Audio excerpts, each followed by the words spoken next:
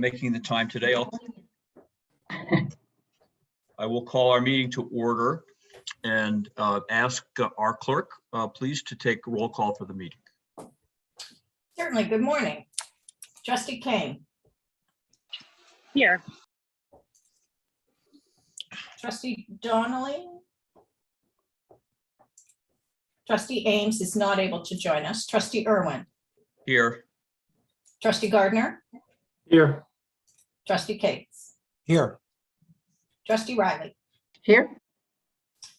We're all set to start.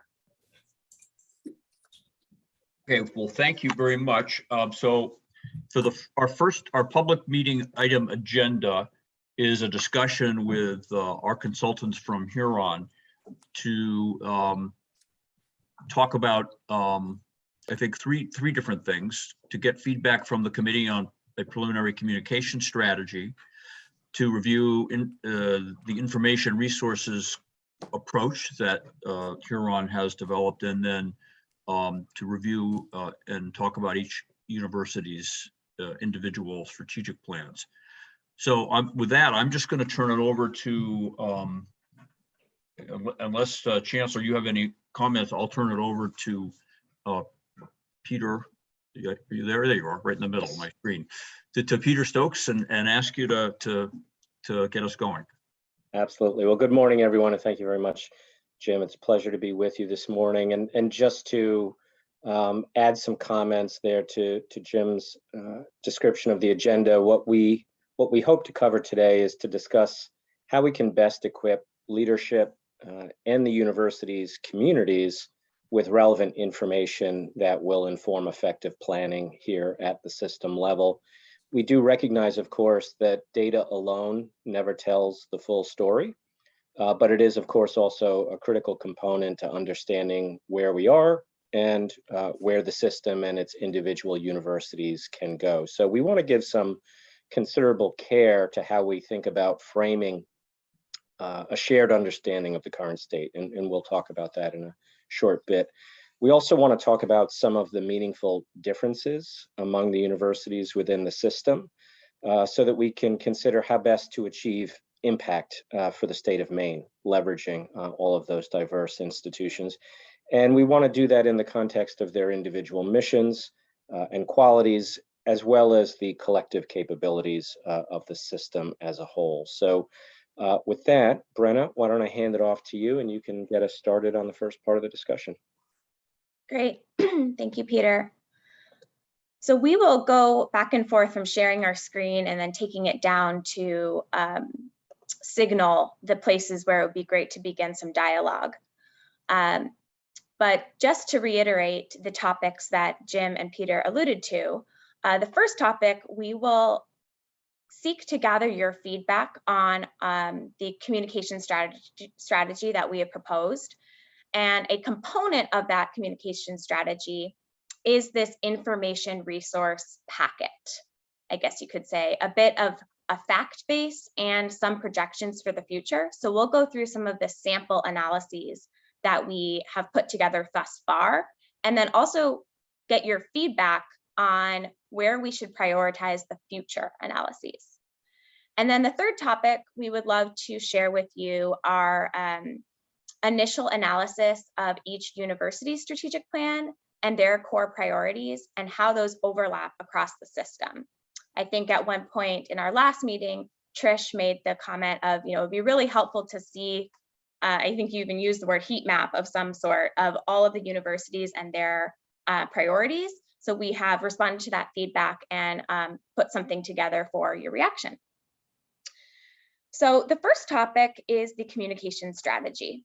And just as a sort of orienting philosophy in terms of how we think about communication through strategic planning, we really believe that it is an ongoing process that should be embedded in both formal and informal interactions, and that it should exist throughout the course of the planning process, but also beyond. And so we put together a Word document, and this slide actually summarizes that larger Word document, which is the full communication strategy. But in that document, we outline 3 major components. The first is a proposed frequency and cadence of planned communications. And so we have earmarked places throughout our journey together where we think it would be appropriate for the chancellor to share a communication message about the strategic planning process, and then for that communication to be followed up by presidents to their individual communities. And those follow-ups should tailor to their own campus, right? So it's not just kind of a regurgitation of the original message, but a contextualizing of how the strategic plan system effort really relates to their unique university. And then we have recommended that a strategic planning website be created, and it actually is live now, where in each of these communications, we would point people back to a living, breathing website where we would be posting information along the way. To the point that I made just a few minutes ago about the informal and formal interactions, I think the key messages side here on the right speaks to the informal interactions.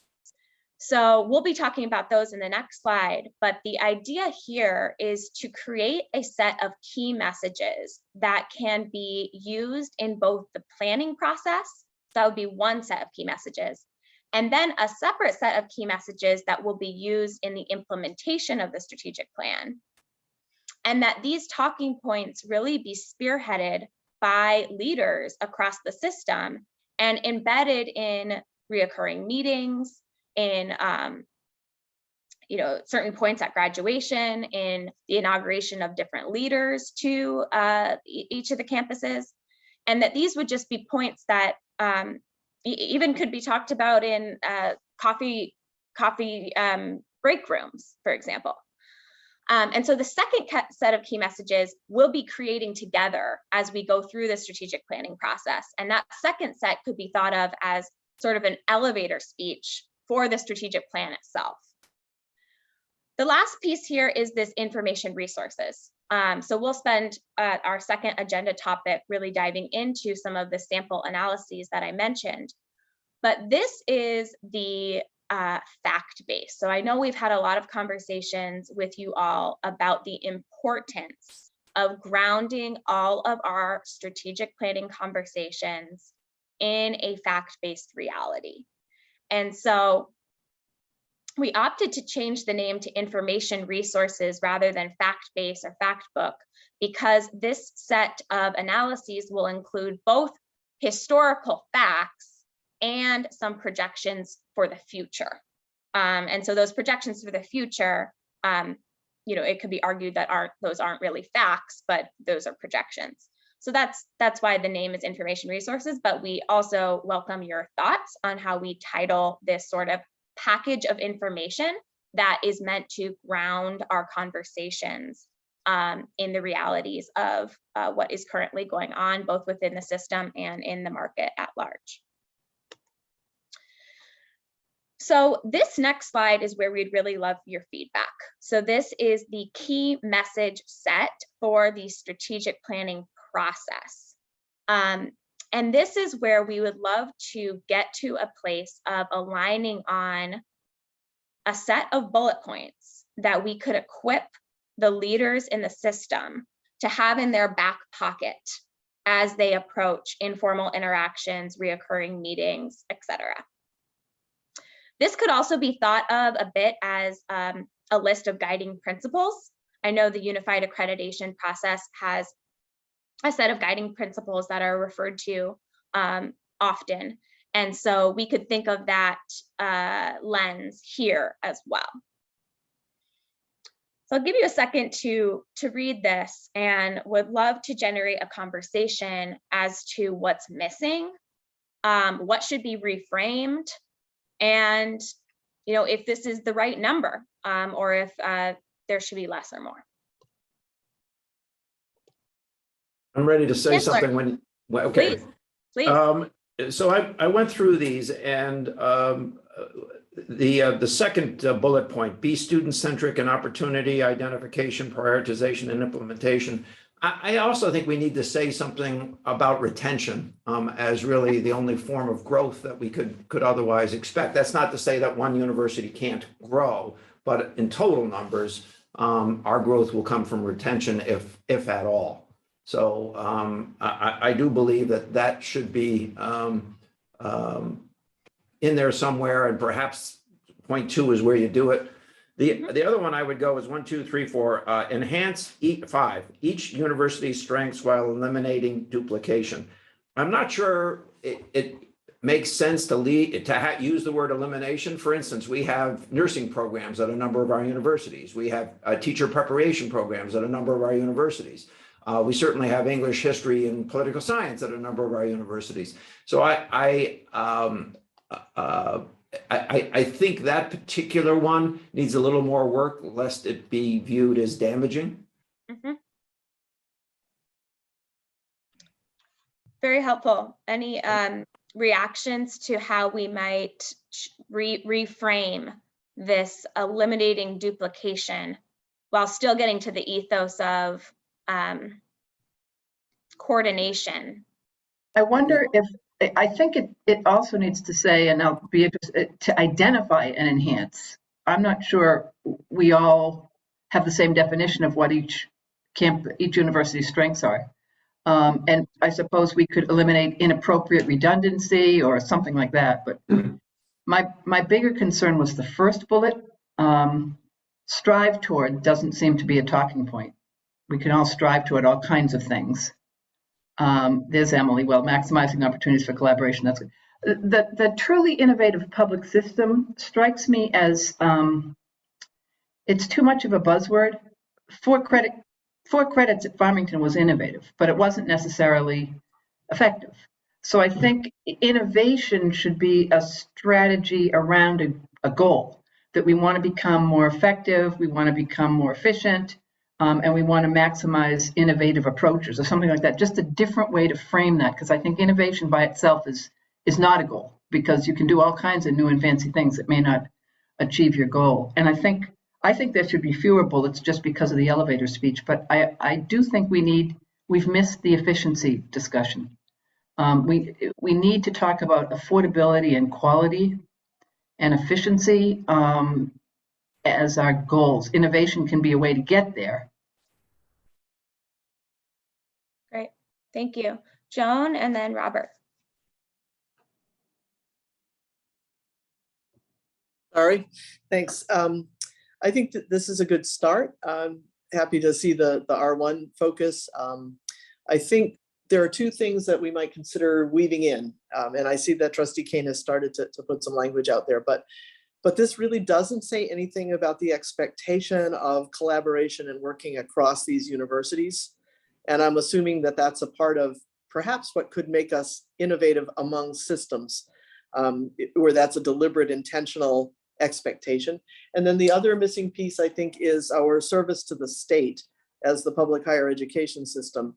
We definitely talk about being student-centric, but we, I think, should say something about being a partner statewide to advance talent development in the economy or whatever, just weaving that somewhere so that it makes it a bit more specific to Maine.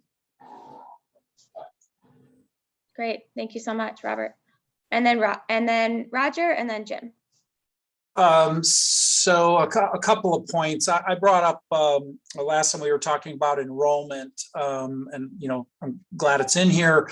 Talked about that it's not really visionary or really necessarily strategic, in that it's more about financial stability, or at least that was what the conversation was. I failed to mention that I do think we should weave in here that the state has some goals for us, and they should be a part of our plan. And so Maine unveiled their version of many states' goal for 60% attainment of a credential of value. So I think it would be wise to have an acknowledgement of that as a part of our system strategic plan. The other thing that on this list that I'll just frankly say that is worrisome to me is it's so stark in here, eliminating duplication. If we could soften or add to what that means, because frankly, we're going to have universities, they all have to teach core, and I'm hoping we're not signaling that we're not going to have teach English at Fort Kent. And I don't think that's what we mean. So efficiency, collaboration, all of the things that we've talked about that could strengthen our programs. I think there's an opportunity to talk about that, but eliminating duplication just seems to be a stretch. Thank you. Yep, noted, thank you. Roger, and then Jim, and then Emily. Thanks, Brenna. A couple of those comments that have been made cover mine mostly. We don't want to make this too long, but one of the challenges we're facing, which is apart from the realities of the higher education market, are our aging infrastructure. And I wonder if somewhere mentioning the challenge of that in here makes sense, because it is going to increasingly become a topic of discussion for the trustees, it seems.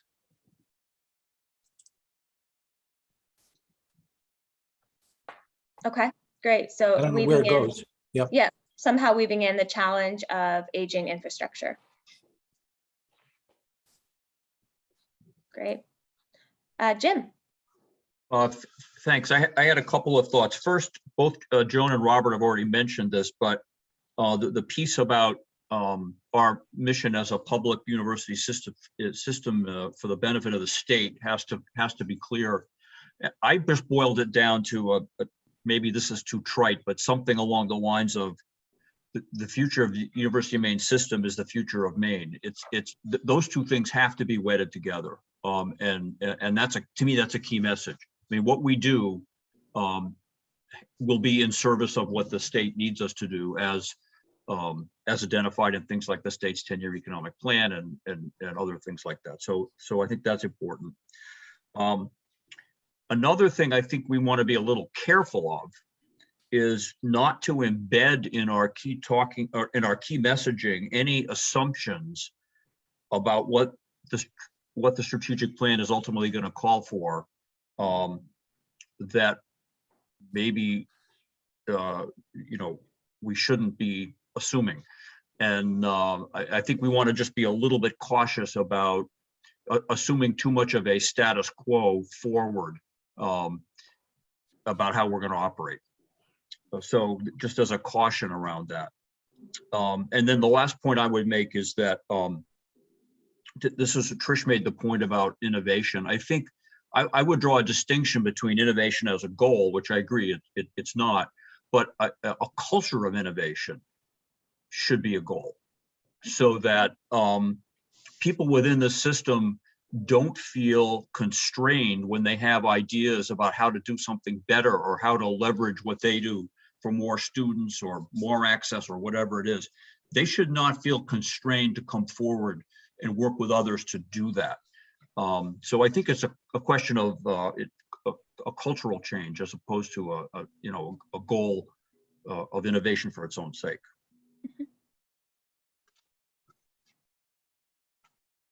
Great, thank you so much. And Trustee Kane. Thank you very much. My note in the chat was in response to the Chancellor's excellent point that's been reiterated by others about eliminating the phrase eliminating duplication. I think that is that was my point in the chat. I think I agree with what's been said. I think it's important to make all of this forward looking, right? That this is about where we're headed, grounded in the facts of where we've been, but this is about us charting the course forward for the system in a way that does not just meet the current needs of the state, but drives the opportunity for the state, as Jim was just saying. I think in light of other work we have going on, and other challenges we have, I think we also need to, as explicit as we mention being student-centric, while I recognize the last bullet talks about respecting the UMS culture, I'm not sure respecting the culture is the right word. It's almost about fostering a culture of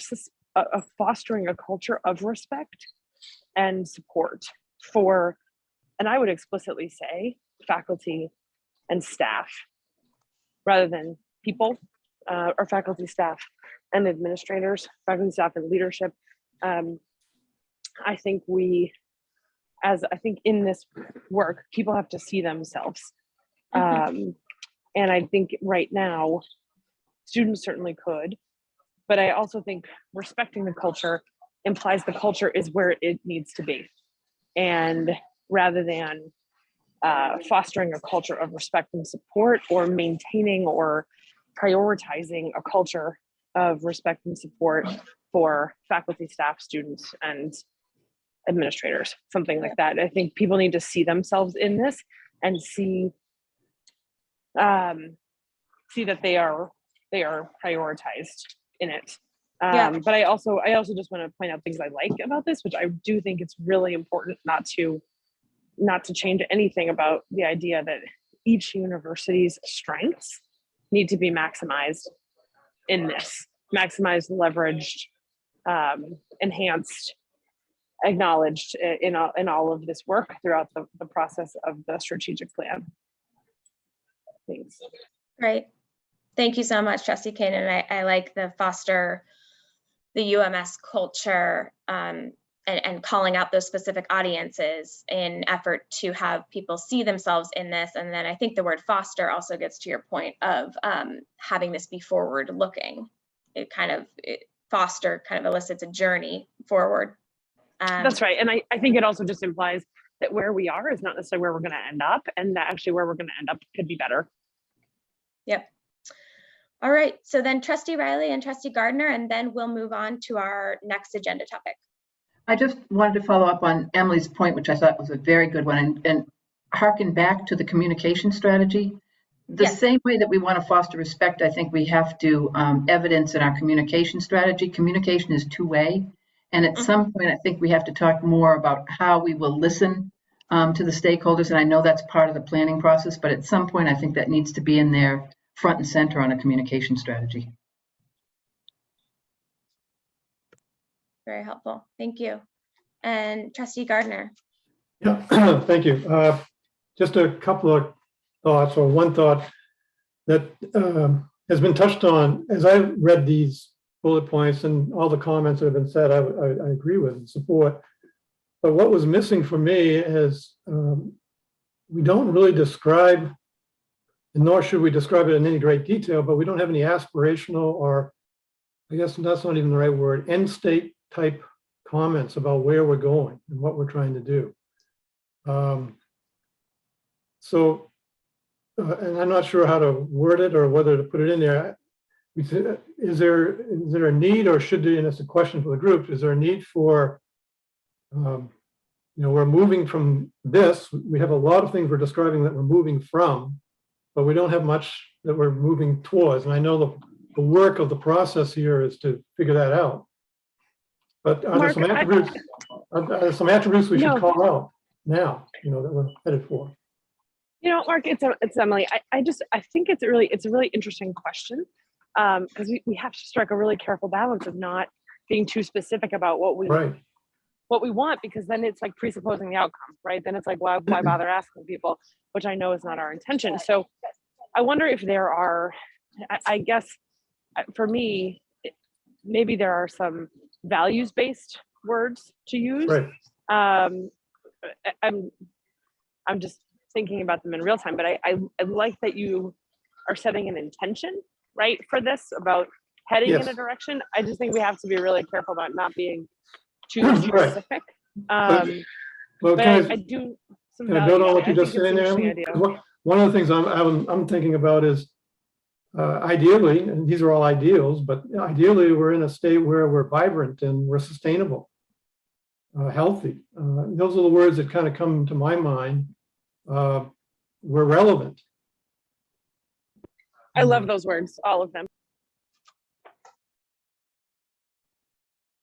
Right. If we're talking about part of the planning process, and why are we doing it? If I'm sitting there trying to get my head around why are we doing this from any of the different roles within the system, at least I do. I tend to go to, okay, well, what should I expect when we get done with this journey?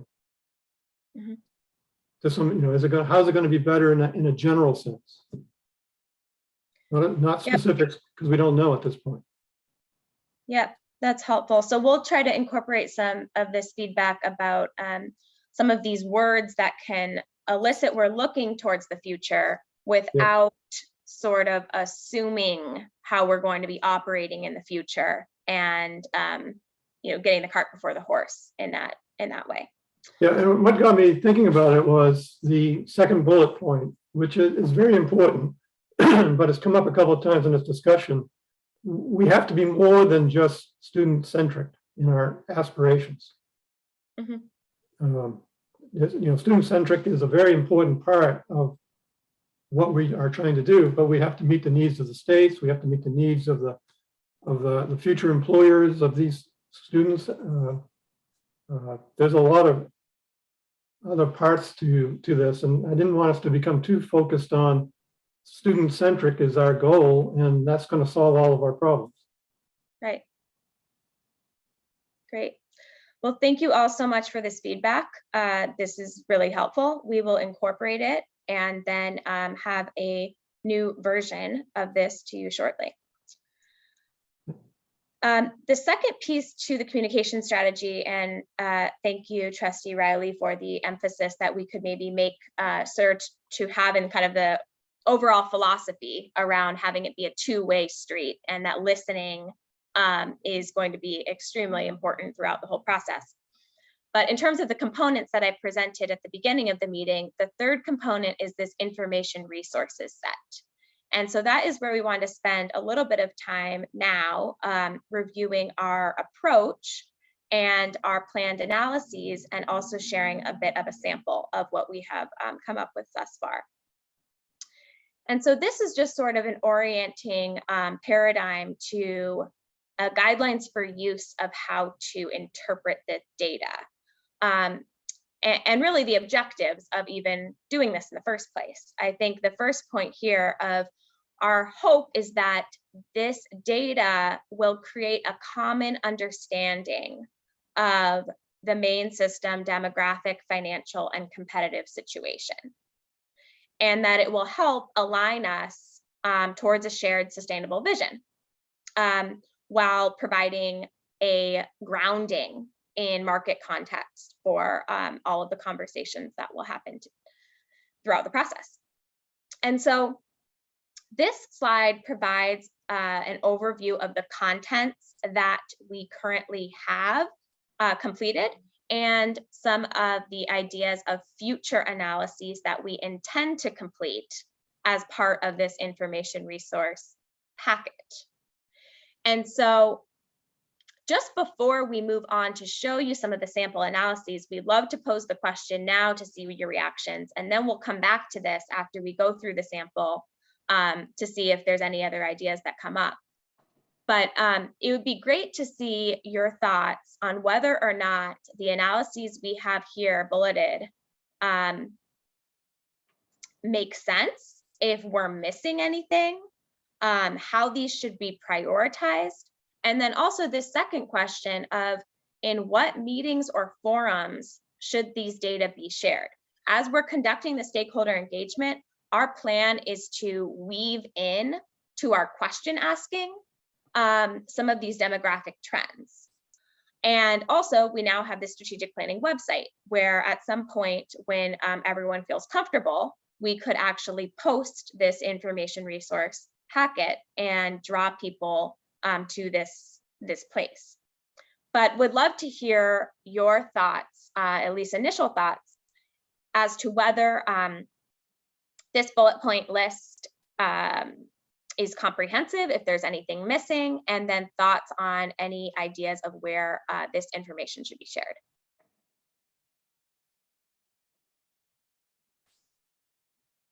Roger. Oh, wait, I think you're on mute there. I apologize. Just looking at this one page, page 14, I had a just one thought on the second column, economic development.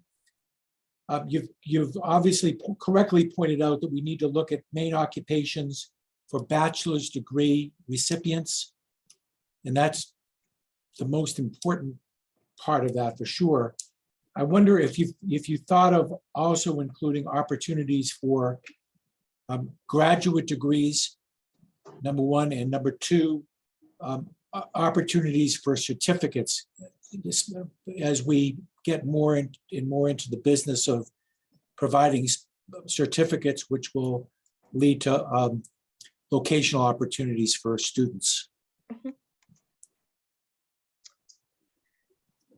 Yes. I think that that is already in the works in terms of focusing on the graduate and the certificate portfolios. So thank you. Thanks. Robert. I think Jim had his hand up. Oh, yes, please, Jim. Just a couple of thoughts, just quick reactions to this page. Similar to what Roger was referring to under economic development, I think main occupations for bachelor's degrees feels helpful but insufficient by itself.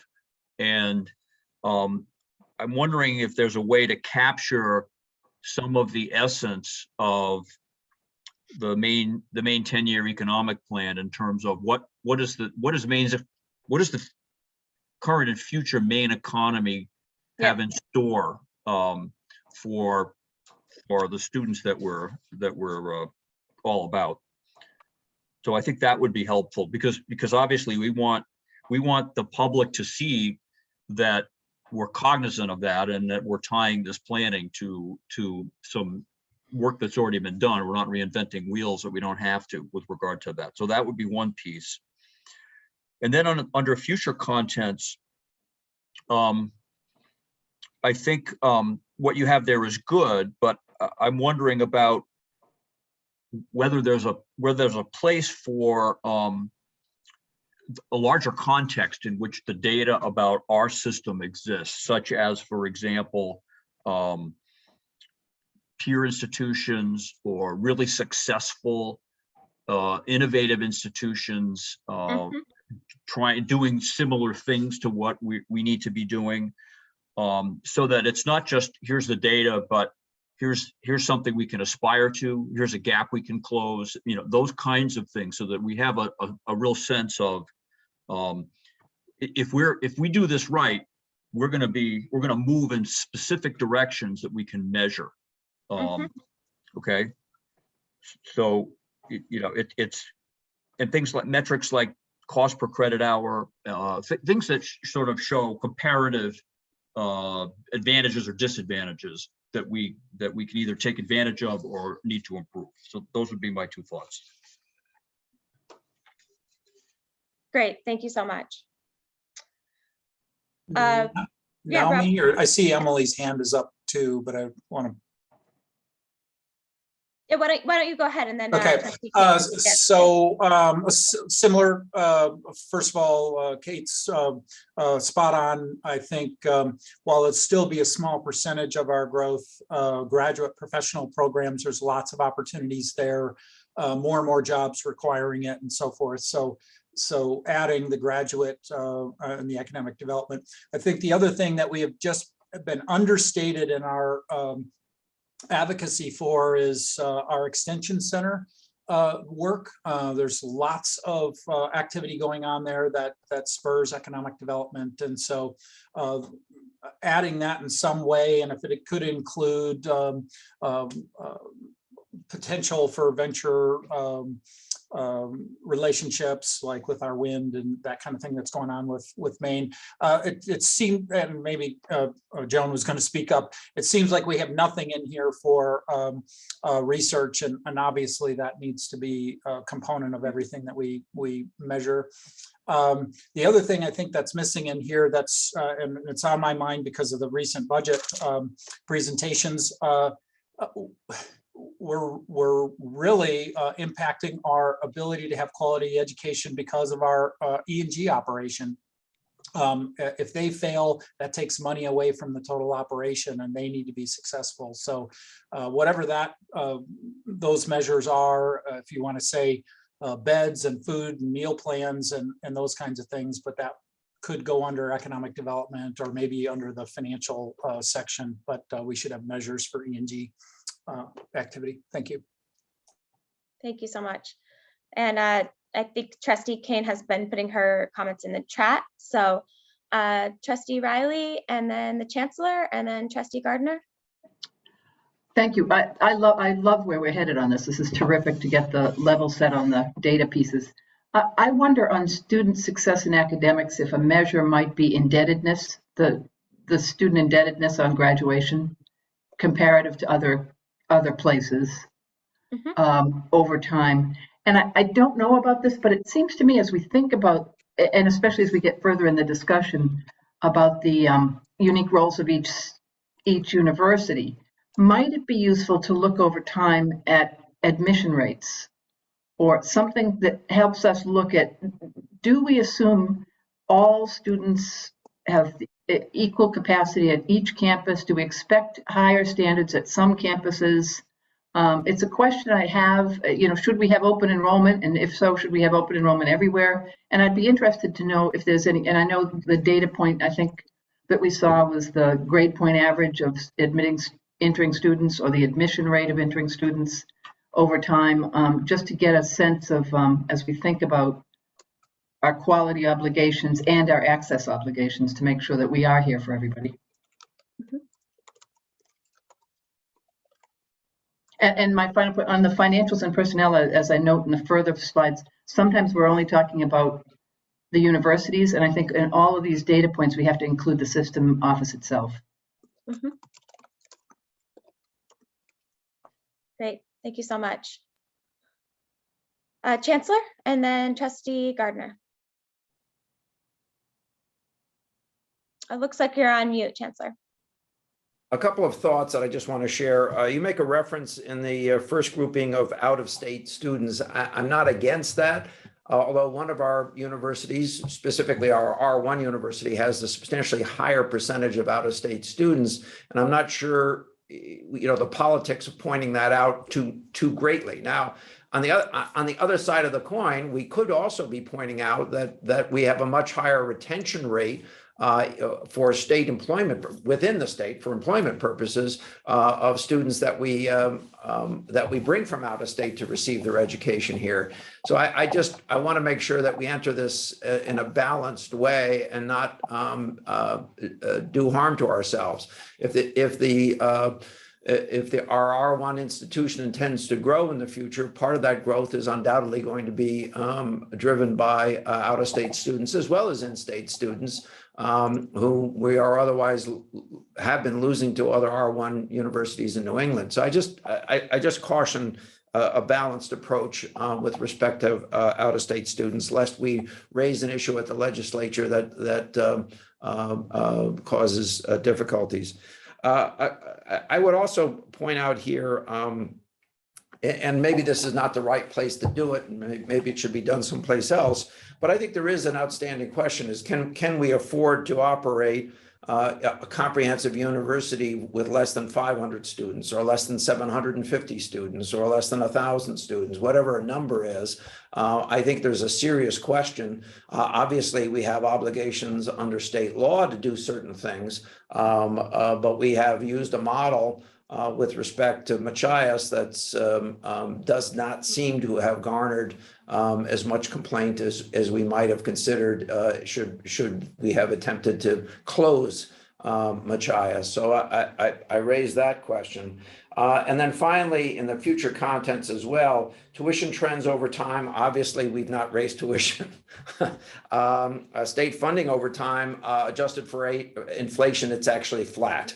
And then final in that one, research across the system. I do suspect that we should lay out or at least refer or be prepared to talk about the role of the president of the University of Maine, our R1 university, also taking a lead in helping other universities with respect to their research function. Quick notes, sorry to eat up your time. No, they all extremely helpful. Thank you so much, Chancellor. Trustee Gardner and then Trustee Irwin. Yeah, thank you. I just wanted, Tricia actually started to talk about what I was thinking about under the future contents, because I don't believe we can do this now, but we need to strive towards it, I think. And that is some kind of a series of metrics on our cost in return for the investment that the student makes. Job placement, if I'm going into engineering, what should I expect that to cost? What does it cost to get an engineering degree? And what kind of job am I looking at when I come out of it? And what's my return on this investment? And if we looked at it by our different programs, we would start to see which programs are quite competitive and which ones are maybe very costly for what the student's going to get in return, which is where a lot of our complaints come from, not only in Maine, but nationally, is that we have students that are going into degrees, which, it's fine if it's a particular degree they want, but to come out of it and expect to make money when they should have realized right from day one, they were going into an area that they weren't going to get paid for the kind of investment they were making. Mm-hmm. Great, thank you. And Trustee Irwin. Yeah, one thing I forgot to mention that I wanted to point out, I think this is really with respect to future contents, financial data. We have to make sure that we do not mask the effect of inflation on these numbers. For example, we have lost tremendous ground over the last 10 years just to inflation. And if you look at our state appropriations over that period of time, even as they've gone up, they haven't gone up enough to keep us even with inflation over the last 10 years. And if you look at obviously keeping tuition flat, that means we're taking a 7% tuition pay cut, at keeping tuition flat this coming year. So I think we have to capture that, and we have to show that to the constituencies in the system and the public, so that it's clear, that what dollars we're talking about and what they're worth. Great. We will take that into account. Thank you so much. And Trustee Gardner and Chancellor, I am not sure if the hand is a leftover from the previous hand. No, you're good. Okay. Wonderful. Oh, Trustee Riley. Yes, please. Can I just follow up on that point? Because I think I agree with that the impact of inflation is real, but I also worry about allowing us to fall into all we have is a revenue problem. If we had more money, all would be good. And I think given the nature of the state, that's not a very likely scenario, and that we need to balance that. It's absolutely correct. I agree with Jim, but we need to balance it with that focus on efficiency and the recognition that there's limited resources and we need to be as efficient and effective as we can be.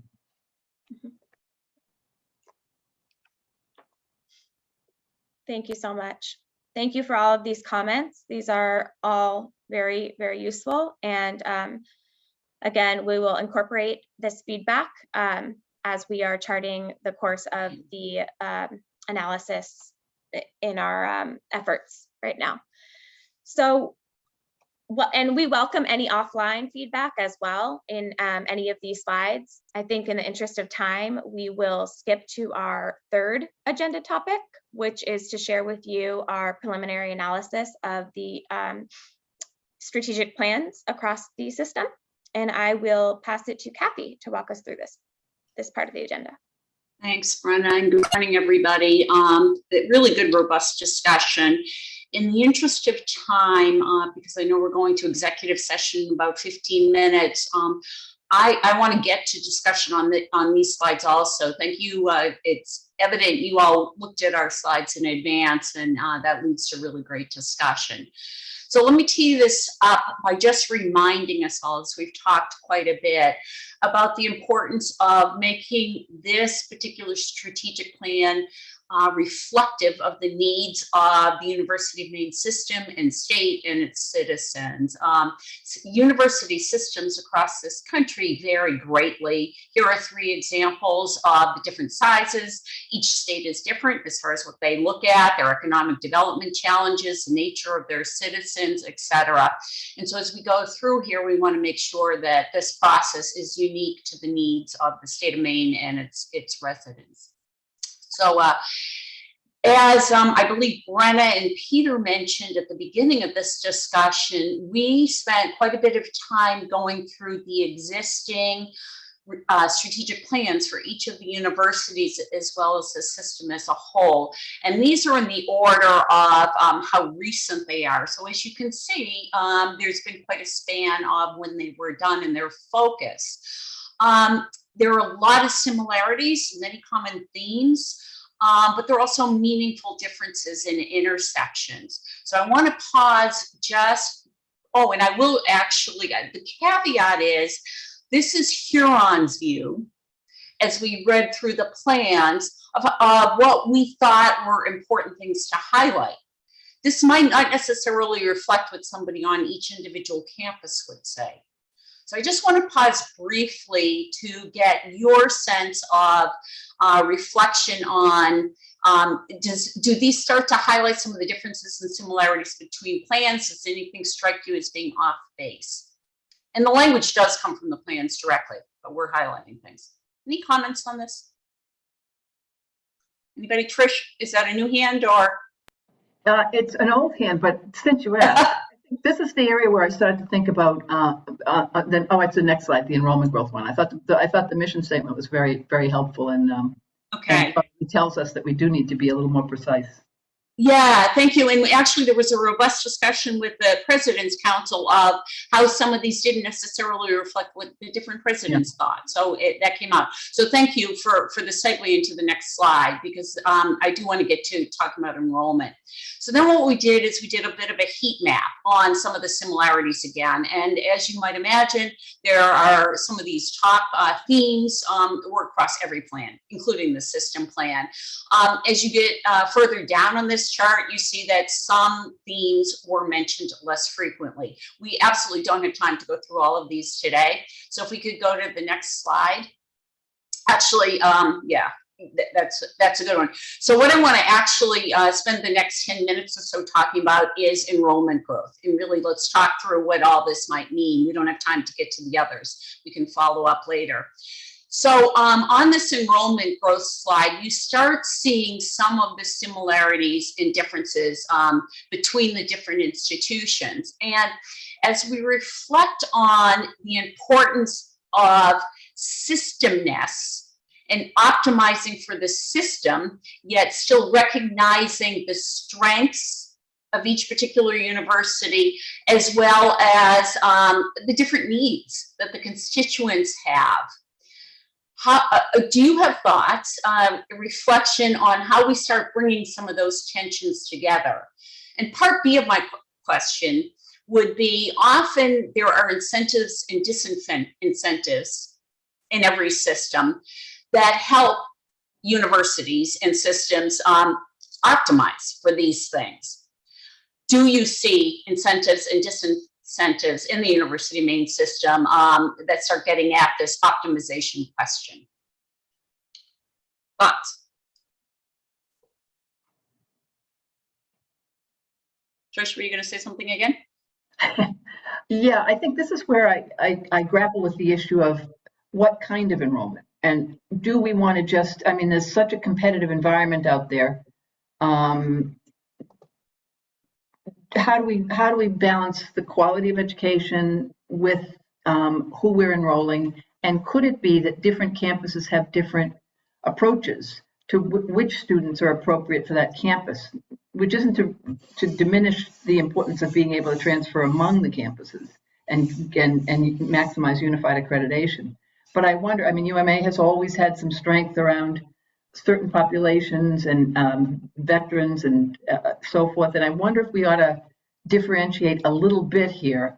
Some are using, you know, the Presque Isle distance AP approach, open enrollment versus more competitive enrollment. I think there's some real questions here that we need to grapple with that also relate to the distinct functions of each campus. Mm-hmm. So there's distinctiveness among populations. There's also distinctiveness around not just the demographics, but also approaches for enrollment. Yeah, Mark.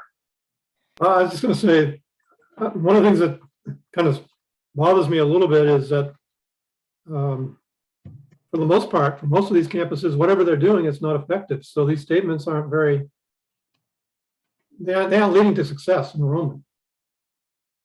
So I look at them from that point of view, you know, maybe we got to scrap the whole idea in some cases of what they're focused on, and they got to focus on something different, which I don't know that we know that. We don't, obviously, at this point. But so it's hard for me to put value in any of these statements except for maybe where they're showing that they can actually maintain their enrollment or grow their enrollment, which is only a few places.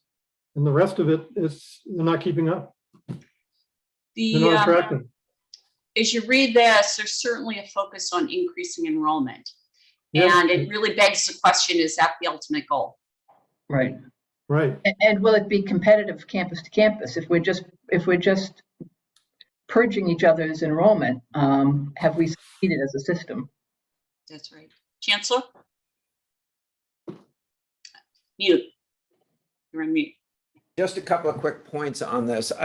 With respect to open enrollment, the reality is, as we sit here today, there is a degree of self-editing by students. So not every student applies to the University of Maine or even aspires to go to the University of Maine. But the University of Maine has denied so far this year 416 students admission. And USM has denied 155. And I think the rest have denied less than 75 total. So I think, on the other hand, I would not compare University of Maine and Southern Maine because they have very different pools of applicants and the like, particularly on the out-of-state students. So I don't think, Trish, that's going to change significantly with respect. So in essence, we have open enrollment at a majority of our universities, with two of our universities being somewhat more selective and one of those universities being substantially more selective. So I don't know how much time we spend on that and whether that's a valuable discussion to have back on campuses as opposed to just stating what the reality is. That is one of the points I wanted to make. And quite frankly, on the enrollment growth, I think that the reality is University of Maine can grow, maybe the University of Southern Maine, but they'd have to recover 750 to 800 undergraduate students to be where they were 5 years ago. And likewise, Augusta would have to recover 800 full-time equivalent students to be equal where they were 6 years ago. I mean, that's the reality of what growth looks like. There's been assumptions of growth that have not paid off year after year. And what I would really like is to have a realistic expectation. So if we assume everyone's going to have zero growth, what does that mean? If we assume everyone's going to, everyone but University of Maine is going to drop by 2% per year, what does that mean? As opposed to trying to figure out what the right world is, we're not going to grow. Most of our universities are not going to grow. And even if they grew, the best they could do would be catch up where they were 5 and 6 years ago. And that's not going to happen because the students aren't there. Would 10 years from now, would you consider it successful? And you meaning, I'm opening this up to everybody. If overall the system was stable in enrollment, perhaps some of the universities grew and some lost enrollment. Is that a success? Well, I would say to you that I would consider it a success if we look that if overall, if our population doesn't drop more than the in-state trend of births. And I would consider it very real that, you know, University of Maine and the University of Southern Maine could potentially grow, but that's going to also involve some additional out-of-state students, and something that USM has shown some weakness in the last few years. So I don't know what to tell you. I think if we had as many students 10 years from now as we have today, that would be a measurement of success. I want more, Kathy. I want more, and I do believe that the R1 status change for University of Maine, plus other steps that they're planning on taking, could bring that about. I'm hopeful that the investments being made at Southern Maine and new leadership could lead to some growth there. But as a system, if we have as many students as we have today, 10 years from now, on a realistic goal, given the demographics that we're facing, that's not a bad day. Which makes educational efficiency the coin of the realm. Kathy, if you're saying something, Kathy, we're not hearing it. I don't know how my mute button got on. I'm sorry, Jim Bruin. Oh, I just wanted to, first of all, I agree with what the chancellor has said, and I think, I hope everybody sees Emily's comment in the chat, because I think that's spot on. I think growth, meaning absolute growth, is it sounds good, it's aspirational. I don't think it's very realistic, and it will divert us from the kinds of efficiency steps that we need to take if we think more students are just around the corner, which is what's been going on for the whole time that I've been on the board. Every campus has a plan that has growth in it, and as you can see, it hasn't happened for the most part. So the thing that jumps out of the data is the retention, and how we're below, significantly below some nationally and other New England schools in retaining students, particularly in the 20 to 24 age cohort. And I think that retention is really the primary focus here. In my view, if I had to prioritize in terms of enrollment, that's where the first thing would be. And there probably will be opportunities for growth, but they're not knocking on the door, and we can't continue to have a too expensive system for the students we have. We can always grow it back, but we can't continue to do what we're doing given the near-term prospects, I would say.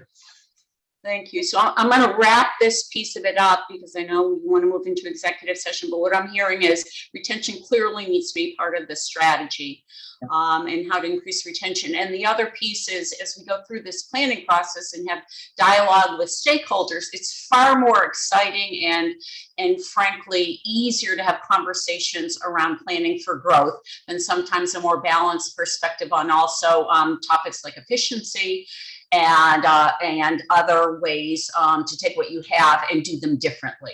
And so what I hear you all saying is we absolutely need to be laser focused on both. Any final words before I turn it back for the executive session? Great, thank you. More to come on this. Thank you. So we'll now, I'm not, you can hear me now, right? Okay. Yeah. So I'm just trying to find my cheat sheet here. Where'd it go? We're now going to go into executive session, and I would call for a motion for the Board of Trustees meeting to go into executive session under the provisions of 1 MRSA section 405(6)A to discuss evaluation of personnel and consideration and discussion of appointments, employment duties, and 1 MRSA 405(6)C to discuss condition, acquisition, or disposition of real property or economic development if premature disclosure of the information would prejudice the competitive or bargaining position of the University of Maine system. Could I have a motion? Moved. Second. Moved and seconded. Could you call the roll, please? Certainly. Trustee Kane, Yes. trustee Irwin, Yes. trustee Gardner, Yes, trustee Riley, excuse me, trustee Riley. Yes, We have just a quorum, so the motion is carried. Thank you.